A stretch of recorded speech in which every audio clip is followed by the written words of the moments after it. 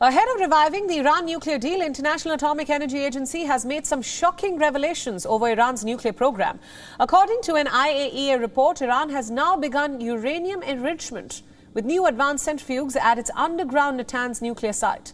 According to the United Nations Nuclear Watchdog's report, accessed by Reuters, Iran is now in the middle of enriching uranium through IR6 centrifuges, which are far more efficient and can more easily switch between enrichment levels. That's what the Reuters report says. The country's most advanced centrifuges can now enrich uranium to at least 60%, which is nearly weapons grade.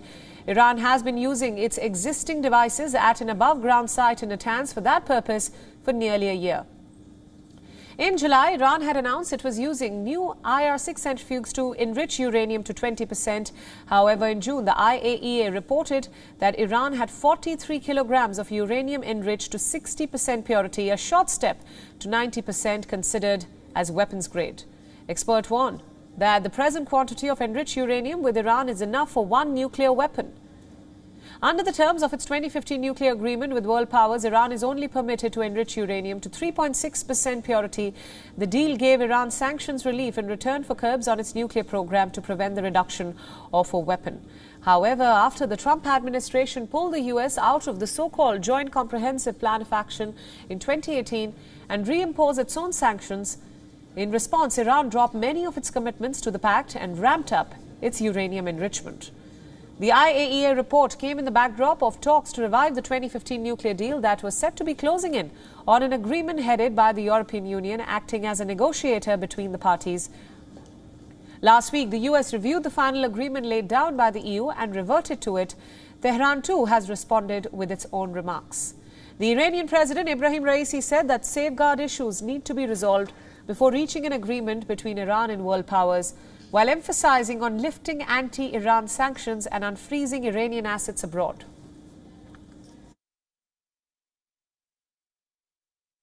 Those who abandoned their commitments should return and fulfill their obligations.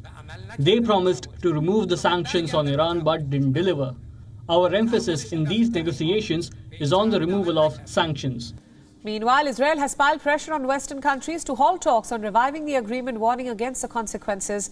Israel believes that Iran would use the money from the agreement for its nuclear program and terrorism. The Israel National Intelligence Agency, Mossad's chief, David Barnea, will travel to Washington next week as part of efforts to shape the deal.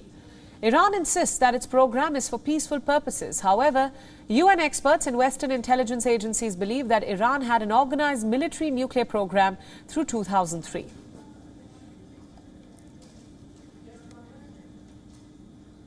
And for more on this story, we are now being joined by our correspondent Jody Cohen from Renana. Jody, thanks for joining us. My first question, what can you tell us about the latest on Iran's uranium enrichment? Right, so according to the IAEA report, 3 cascades of advanced IR6 centrifuges have been brought online at an underground facility at Natanz. Now, we know that the IR6 centrifuges are thought to be the most advanced that Iran possesses and can enrich uranium up to at least 60%. And as you said, that's a short step away from weapons grade. And that follows an IAEA report in June that said that Iran has 43 kilograms of uranium enriched to 60%, which experts are saying is enough for a nuclear weapon. Now, under the 2015 deal, Iran is only allowed to enrich uranium to less than 4%. So obviously, there's a big jump between the 4% and 60% now.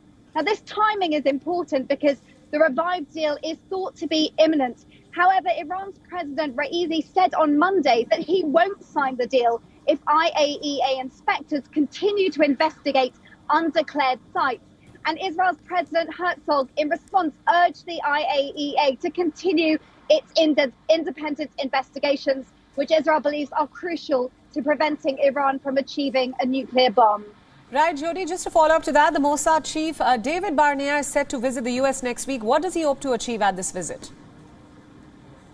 Right, so he's called it a bad deal, and he's traveling to the U.S. next week, and that follows Defense Minister Gantz's visit and also National Security Advisor Eyal Gulata's visit last week to the U.S. as part of Israeli efforts to try and shape the deal and trying to get a better deal out of this.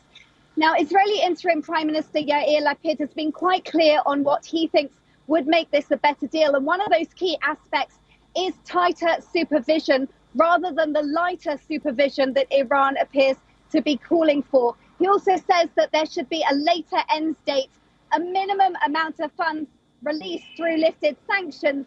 And he says that the deal should address Iran's long-range ballistic missile program and, quote, involvement in terrorism as well. So really with these visits, Israel is trying to shape this for a better deal. That's their goal.